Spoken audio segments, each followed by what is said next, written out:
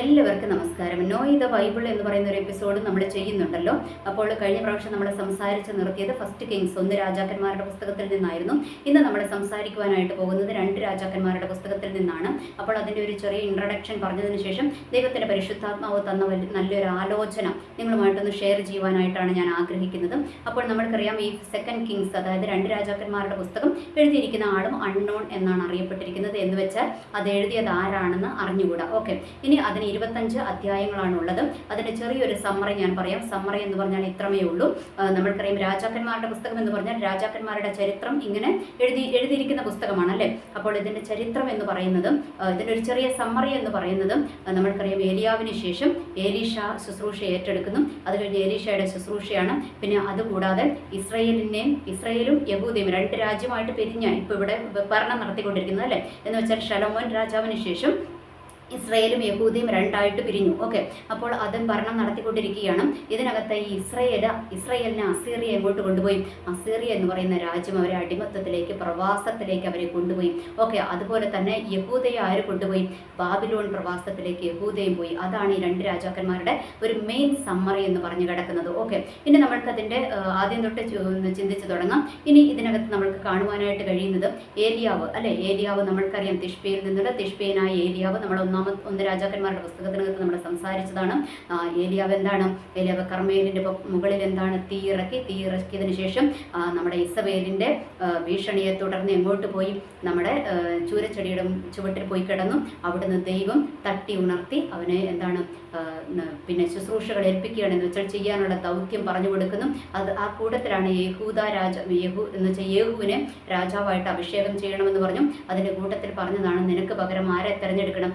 ഏലീഷയെ തിരഞ്ഞെടുക്കണമെന്ന് ഏലിയാവിനോട് പറഞ്ഞു അല്ലേ. ഏൽപ്പിച്ച ശുശ്രൂഷയാണ്. അതിനുശേഷം നമ്മൾക്കറിയാം അപ്പോൾ ഏലീഷ എന്താ ചെയ്തത്? ഏലീഷയെ തനിക്ക് പകരമായിട്ട് തിരഞ്ഞെടുത്തു. അപ്പോൾ ഏലിയാവിൻ്റെ പുതപ്പ് വീണപ്പോൾ തൊട്ട് ഏലീഷ ആരുടെ കൂടത്തിലുണ്ട്? ഈ ഏലിയാവിൻ്റെ പുറകെ ഉണ്ട്. ഓക്കെ, അപ്പോൾ ഇതിൻ്റെ 2 രാജാക്കന്മാരുടെ പുസ്തകം അതിൻ്റെ 2ാമത്തെ അധ്യായത്തിനകത്തോട്ട് വന്നു കഴിയുമ്പോൾ നമ്മൾക്ക് അവിടെ കാണുവാനായിട്ട് കഴിയുന്നത് ഏലിയാവിനെ അവിടെ എടുക്കപ്പെടുകയാണ്. ചുഴലിക്കാറ്റിൽ ദൈവം ഏലിയാവിനെ എടുക്കാൻ പോവുകയാണ്. അപ്പോൾ ഈ എടുക്കാൻ പോവുകയാണെന്ന് ആർക്ക് മനസ്സിലായി? ഏലിയാവിനറിയാം. അപ്പോൾ ഏലിയാവ് അതിനുള്ള തയ്യാറെടുപ്പിലോട്ട് പോവുകയാണ്. അപ്പോൾ ഏലിയാവ് പോകാൻ നിൽക്കുമ്പോൾ കൂട്ടത്തിൽ ആരും നിൽക്കുകയാണ്? ഏലീഷയും നിൽക്കുകയാണ്. ഏലീഷ എങ്ങോട്ട് പോകുന്നില്ല. ഏലീഷ മാറിപ്പോകുന്നതേയില്ല. ആരുടെ കൂട്ടത്തിൽ നിൽക്കുക? ഏലിയാവിൻ്റെ കൂട്ടത്തിൽ തന്നെ നിൽക്കുകയാണ് അല്ലേ. അപ്പോൾ ഏലിയാവ് പല പ്രാവശ്യം ഏലീഷയെ നിരുത്സാഹപ്പെടുത്തുന്നുണ്ട്. നീ അങ്ങോട്ട് പോയിക്കോ, അങ്ങോട്ട് ഇവിടെ നിന്നോ എന്നൊക്കെ പറയുന്നുണ്ട്. പക്ഷേ പുള്ളി നിൽക്കുന്നില്ല. അവസാനം ജോർദാൻ്റെ കരയിൽ വന്നു. ജോർദാൻ്റെ കരയിൽ വന്നപ്പോൾ ഏലിയാവ് പറഞ്ഞു ഞാൻ അപ്പുറത്തോട്ട് പോകുക, നീ ഇപ്പുറം നിന്നോളാൻ പറഞ്ഞു. അപ്പോൾ ഏലീഷ പറഞ്ഞു ഇല്ല, ഞാൻ നിന്റെ കൂട്ടത്തിൽ തന്നെ വരുമെന്ന് പറഞ്ഞു.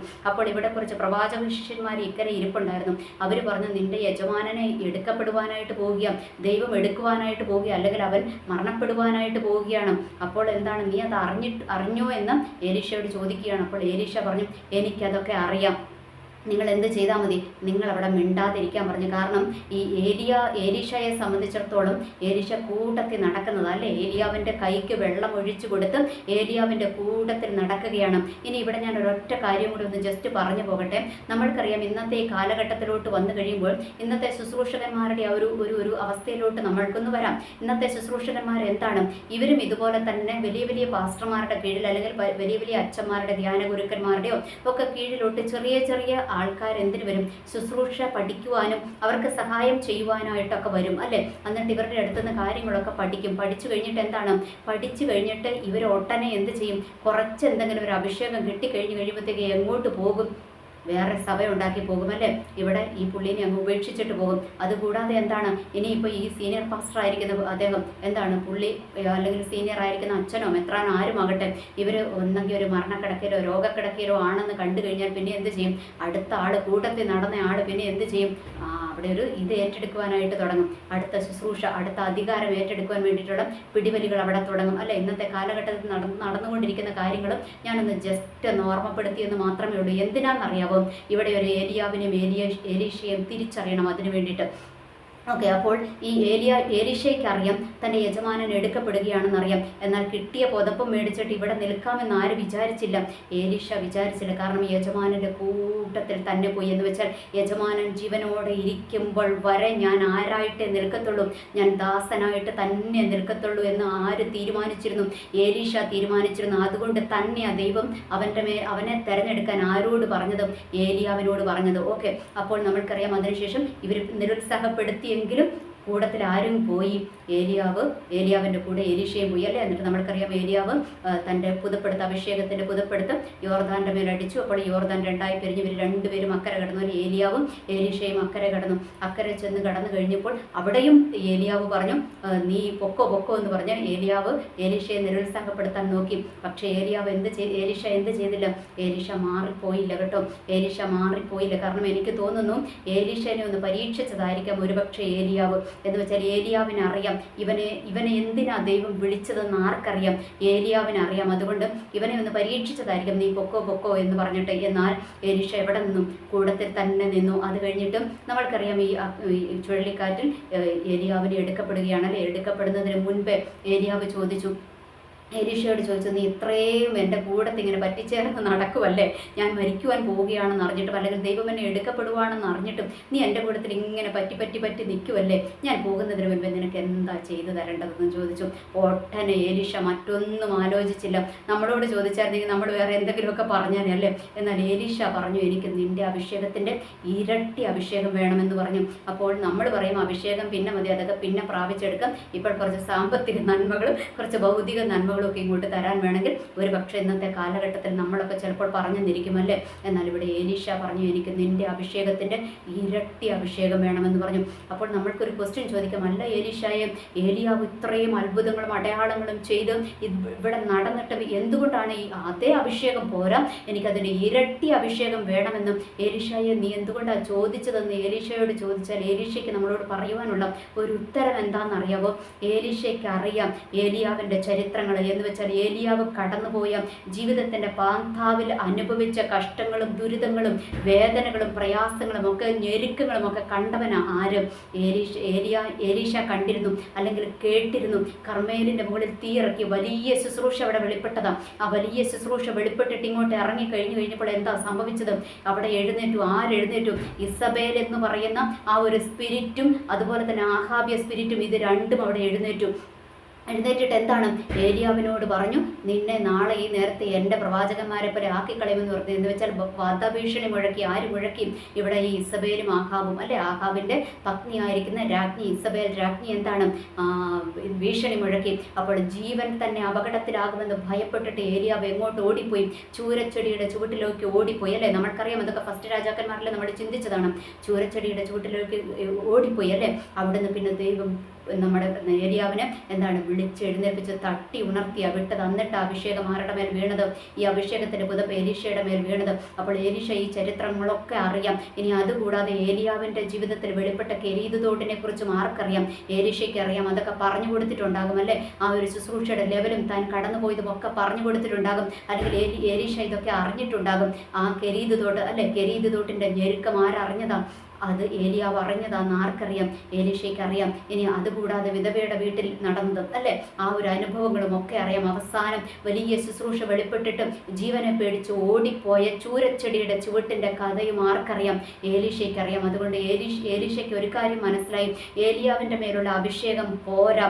കാരണം ഇവിടെ ഒരു ആഹാബും ഇവിടെ ഒരു ഇസബേലുമാണ് എഴുന്നേറ്റതെങ്കിൽ ഇനി അങ്ങോട്ട് വരാൻ പോകുന്നത് ചിലപ്പോൾ ഇതിലും വലിയ പടകളായിരിക്കും. അപ്പോൾ അതിനെ ജയിക്കണമെങ്കിൽ എന്തിനേറെ പറയുന്നു, യോർദാൻ കടന്ന് അക്കരെ കടക്കുവാനായിട്ട് ഏലിയാവിൻ്റെ കൂടെ തൻ്റെ യജമാനൻ്റെ കൂട്ടത്തിൽ പോയപ്പോൾ ഇക്കരെ ഇരുന്ന് പ്രവാചക ശിഷ്യന്മാർ വരെ നിരുത്സാഹപ്പെടുത്തി, നിന്റെ യജമാനൻ്റെ ജീവൻ എടുക്കാൻ പോവുകയാണ്, പിന്നെ നീ എന്തിനാ പുറകെ പോകുന്നത് എന്നുള്ള അർത്ഥത്തിലാണ് ചോദിച്ചതെന്ന് വെച്ചാൽ കൂട്ടത്തിൽ നിൽക്കുന്നു എന്ന് പറയുന്നവർ പോലും എന്താണ് ഒറ്റപ്പെടുത്തും. അപ്പോൾ സത്യത്തിന് വേണ്ടി നീതിക്ക് വേണ്ടി എന്താ പറയുക, എനിക്ക് നിന്നേ പറ്റത്തുള്ളൂ, ഒറ്റയ്ക്കാകും ഞാൻ. പലപ്പോഴും ഒറ്റയ്ക്കാകേണ്ട സാഹചര്യങ്ങൾ എൻ്റെ ജീവിതത്തിൽ വെളിപ്പെടും. അപ്പോൾ ഞാൻ ഒറ്റയ്ക്ക് നിൽക്കേണ്ടി വരും. സഹായത്തിന് ആരുമില്ലാത്ത സിറ്റുവേഷൻ വരും. അപ്പോഴും എനിക്ക് ജയിച്ചു നിന്നേ പറ്റത്തുള്ളൂ. കാരണം കർമ്മേൽ വെളിപ്പെട്ട് കഴിഞ്ഞിട്ട് ഏലിയാവിൻ്റെ ജീവിതത്തിൽ വെളിപ്പെട്ട ചൂരച്ചെടിയുടെ അനുഭവം എൻ്റെ ജീവിതത്തിലേക്ക് കടന്നു വരാതെ ഇരിക്കണമെങ്കിൽ എനിക്ക് എന്തുണ്ടാകണം?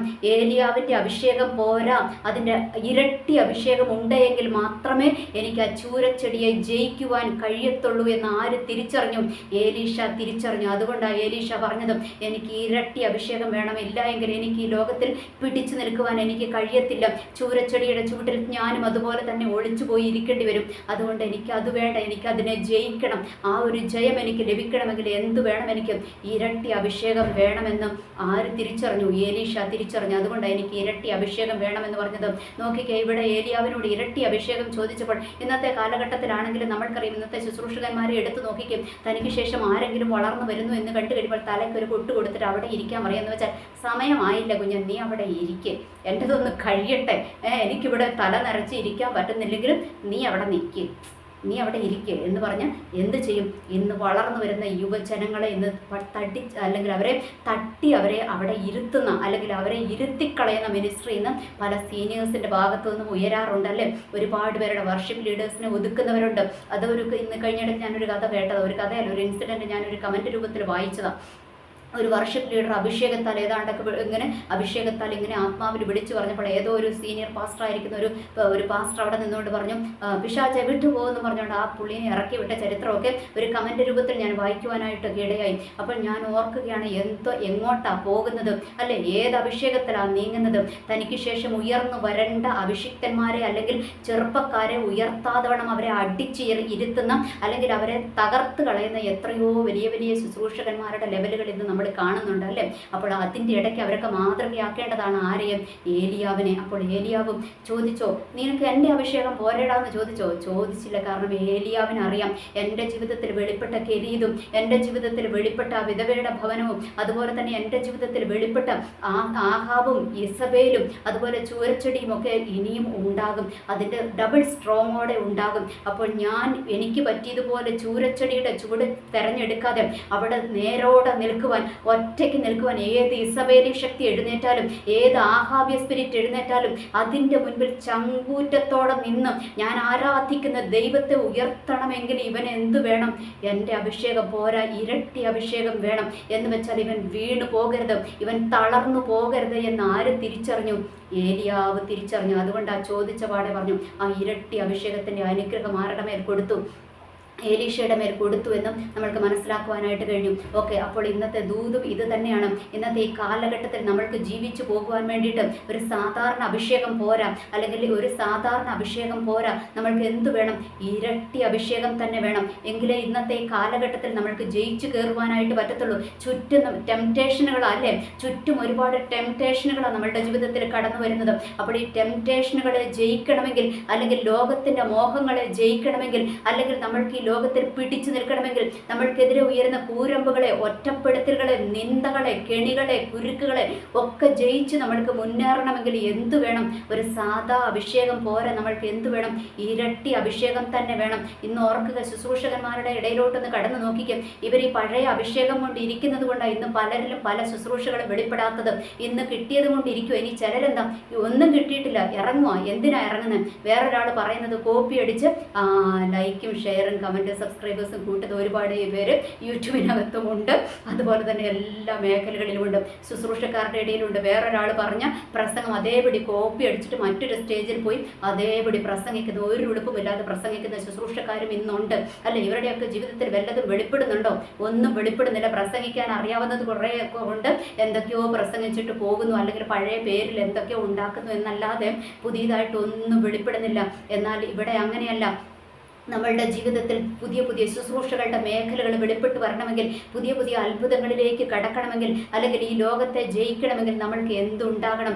ഇരട്ടി അഭിഷേകം വേണം. അതുകൊണ്ട് നമ്മൾ പ്രാർത്ഥിക്കേണ്ടത് വളരെ അത്യാവശ്യമാണ്. കർത്താവേ, അങ്ങയുടെ ആത്മാവിൻ്റെ ഇരട്ടി പങ്ക്, എലീഷയുടെ മേൽ പകർന്ന ആത്മാവിൻ്റെ ഇരട്ടി പങ്ക് കർത്താവേ എൻ്റെ മേലും ഒന്ന് പകരണമേ. ഈ പ്രതിസന്ധികളെ ഒന്ന് ജയിക്കുവാൻ, എൻ്റെ കുടുംബത്തിനകത്ത് നിന്ന് ഉയരുന്ന പോരുകളെ, അല്ലെങ്കിൽ കുടുംബത്തിനെതിരെ വരുന്ന പോരുകളെ, ഞാൻ പാർക്കുന്ന ദേശത്ത് നിന്ന് എനിക്കെതിരെ ഉയരുന്ന ഉയരുന്ന പോരുകളെ, അല്ലെങ്കിൽ ഞാൻ ആയിരിക്കുന്ന ജീവിത സാഹചര്യങ്ങളിൽ വരുന്ന ടെംപ്ടേഷനുകളെ ജയിക്കുവാൻ, ഞാൻ പോകുന്ന സഭയിൽ നിന്ന് ഉയരുന്ന പോരുകളെ ജയിക്കുവാൻ, ഇതിനൊക്കെ എൻ്റെ ശുശ്രൂഷയിൽ നിന്നും എൻ്റെ ശുശ്രൂഷയ്ക്ക് വിരോധമായി ഉയരുന്ന പോരുകളെയൊക്കെ ജയിക്കുവാൻ എനിക്ക് എന്തു വേണം?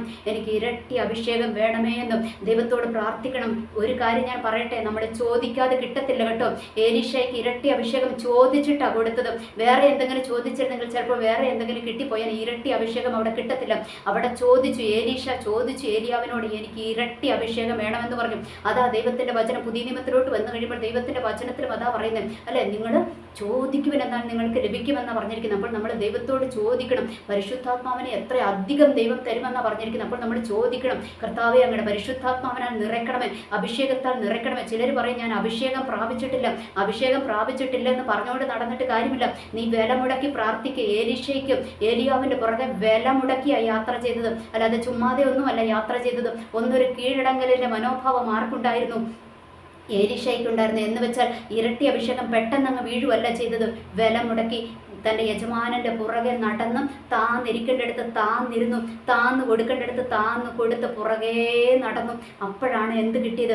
ഇരട്ടി അഭിഷേകം കിട്ടിയത്. അതുകൊണ്ട് ഓർക്കുക, നമ്മളുടെ മേലെ ഇരട്ടി അഭിഷേകം വീഴണമെങ്കിൽ ഒരു താഴ്മയുടെ മനോഭാവം നമ്മളുടെ ജീവിതത്തിൽ ഉണ്ടായിരിക്കണം. ഒരു കീഴടങ്ങലിൻ്റെ മനോഭാവം നമ്മളുടെ ജീവിതത്തിൽ ഉണ്ടായിരിക്കണം. ആർക്കാ കീഴടങ്ങേണ്ടത്?